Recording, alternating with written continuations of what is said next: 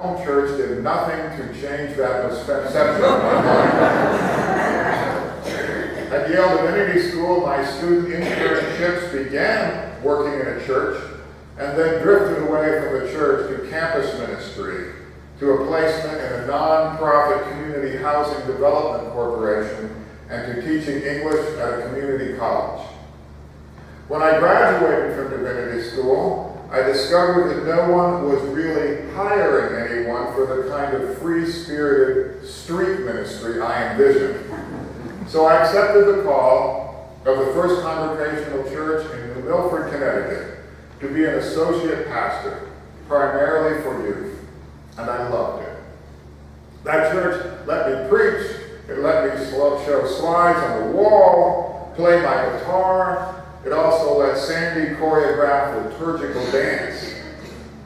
The senior minister there put me in charge of developing a federally subsidized, church-sponsored 100-unit housing project for low-moderate income senior citizens, which I completed and dedicated the Sunday before I moved here. The senior minister and I did an Advent dialogue sermon using Bridge Over Troubled Waters, which was a top 10 song then, and Isaiah 40, Comfort, Comfort My People. I visited that senior minister, Russell Eyre, who is now 86 years old and living with his daughter in Delray Beach, Florida, last winter. And that sermon was what he most wanted to talk about. Sandy and I ran a great youth group whose retreats were precursors of our UCG retreats. Sandy and I organized a primary election campaign in New Milford on our own time to nominate an anti-war candidate, Joe Duffy, to unseat the Democratic Party hack to run for U.S. Senator in 1970.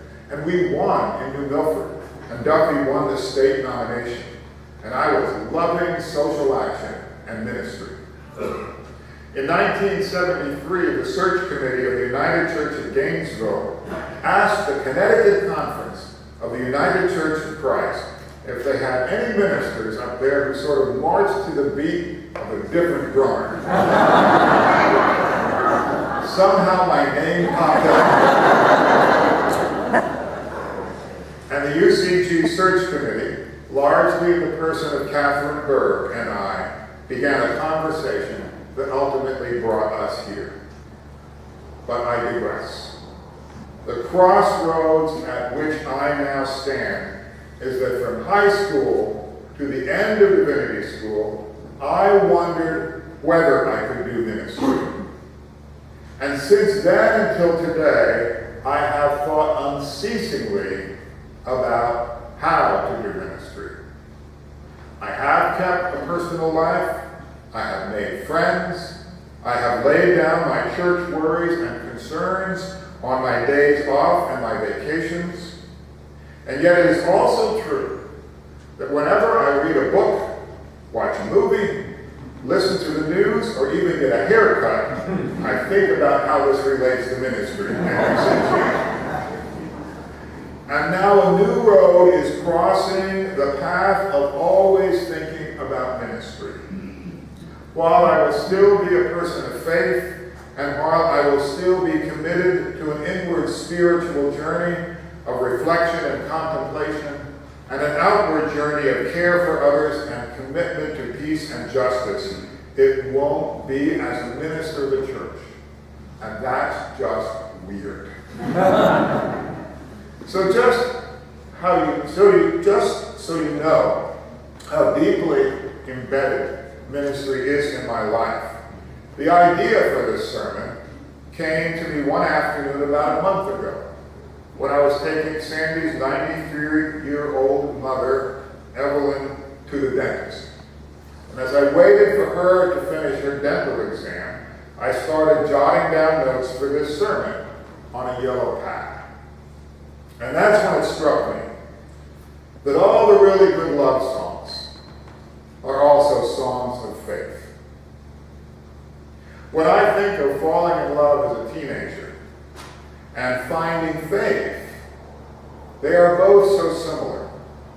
The love I experience when my heart does backflips over whether someone special might love me, whom I can't bear to let go, who I wonder about being my partner for life, is the same love which my faith brings to my life. Somewhere over the rainbow, skies are blue, and the dreams that you always dare to dream really do come true. Every day I have come to you, my over-the-rainbow dream-come-true church, through whom I have loved God, and through whom God has loved me. I have come to you in my weekdays and my Sundays with the same love and faith. And I long to share with you every Sunday any insight I may have uncovered about faith and life, and what can make our lives deeper and more meaningful. When you're down and troubled and you need a helping hand, and nothing is going right, close your eyes and think of me, and soon I will be there to brighten up even your darkest nights. You just call out my name, and you know wherever I am, I'll come running to see you again. You can say it with me. Winter, spring, summer, or fall, all you gotta do is call, and I'll be there,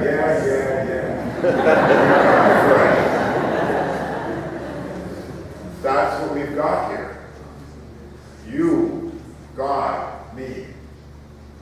A circle of friendship's promise. Jesus said, "Come to me, all you who are weary and are carrying heavy burdens, and I will give you rest. Take my yoke upon you and learn from me, for I am gentle and humble in heart. And you will find rest for your souls. For my yoke is easy and my burden is light." That's a love song too. The other half of love is how hard it is in life, as in faith. I have lived the ministry around the words of Paul Scherer, who said the purpose of the gospel is not only to comfort the distressed, but also to distress the comfortable. Jesus, in a very strange passage in Matthew, says, "Do not think I have come to bring peace on earth. I've come not to bring peace, but a sword." And he goes on to say that he has come to set family members against each other, and that we are called to take up the very cross that is the destiny of our lives and follow with it.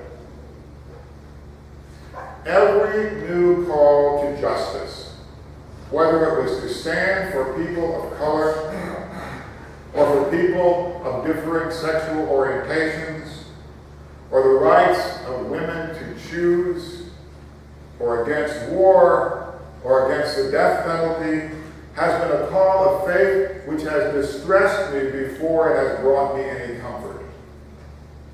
And most of us, including me, are here at this church because it was a church of justice that acted, as our compact said, in Christian concern for the welfare of all people.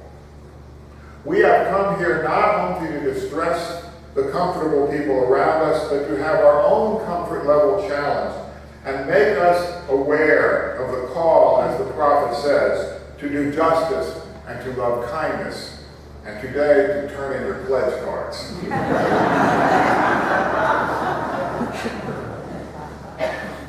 In my early days of ministry, I was basically uncomfortable with anything less than the challenging side of faith. It seemed like a cop-out to seek comfort for myself. But I believe that what has kept each of us, including me, here for the long haul, has been God's comfort that we have found here in our times of distress. I have gone through my share of pain and heartbreak, as have you. have needed the God who says, I will give you rest for your souls. And I have found it here, in worship with you, in friendship with you, in contemplative prayer, in services like our All Saints service this past Thursday night. There's a new world waiting they call the Promised Land, and I'll be there someday if you will hold my hand. I still need you there beside me, no matter what I do, for I know I'll never find another you. That was the love song Sandy and I sang to each other when we started dating.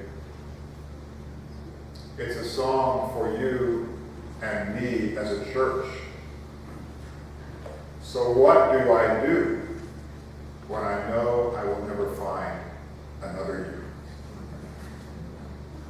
That's the crossroads where I stand right now. And at this crossroads, I found this reading by Rabbi Lawrence Kushner. Everything will change, and the Holy One will meet everything backstage. In between performances, will answer all our questions and show us all eternity from one end to another. The Holy One appears when one thing ends and another thing begins. A baby is born. A child becomes an adult. An old person dies. One enters a room. One leaves a room. One sets out on a journey. God is there. Blessed may you be in your coming in, and blessed may you be in your going out. God is there in the spaces in between. You see, as I said in the beginning, while I have kept a personal life, my whole faith has revolved around what happens here. And both you and I are now going backstage between acts. And I trust that the Holy One will appear to you and me in a new way when one thing ends and another begins. That happened to me when I left home. It happened to me when my children were born. It happened when my parents died. It happened when my own children left home. In each of those gaps in my life, I died to an old part of my life to be born to a new one, and each one, it was painful. The wonderful Psalm 121, which begins, I lift up my eyes to the hills, where does my help come from? Ends saying, God protects us in our going out and our coming in from this time forth and even forevermore. Or as another translation says, God guards our arrival and secures our departure today and forever.